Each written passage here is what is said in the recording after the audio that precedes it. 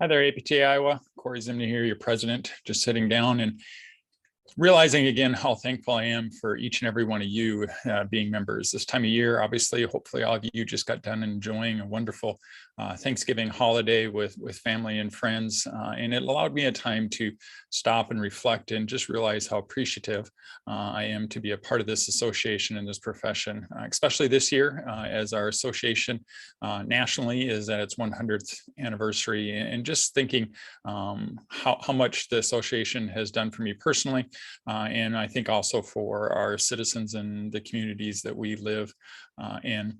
And one question that as a board we kind of pondered and discussed a little bit a while ago within our strategic planning session is this thought experiment of what would happen if APTA Iowa didn't exist?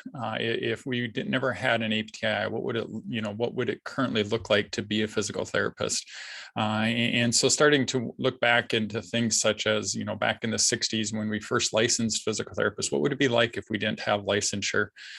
Things about allowing us to evaluate without referral and to have direct access that we accomplished in the 80s. Would have that ever occurred without having APTA Iowa? Things such as title protection. Other people could use the name physical therapist and things like that we've been able to do as an association. Would we be able to accomplish those things on our own? How about the use of dry needling in a scope of practice and the Attorney General ruling that we've had? And so I'm so thankful for so many things that APTA Iowa has done and glad I don't have to practice or to think what it would be like without having APTA Iowa present.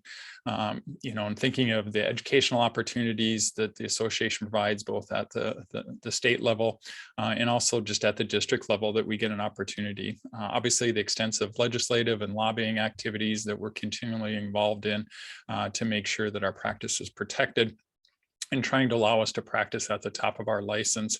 I'm glad I don't have to sit on Capitol Hill like our lobbyists do because those membership dollars can pay for people to sit there to watch over to make sure that any legislation that comes forward that we can act upon as a group and really try to benefit our members and obviously benefit the society that we live in.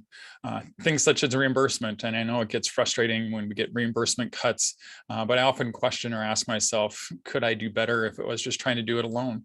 Oftentimes as we don't get maybe the payment breaks that we wish we could get, but would it be better if we didn't have an association still trying to fight for those things? And the only thing I always come back to is, again, I'm thankful for members like you. I'm glad that we can work together to engage, empower, and elevate our physical therapy communities. So thanks for everything you do for being a member.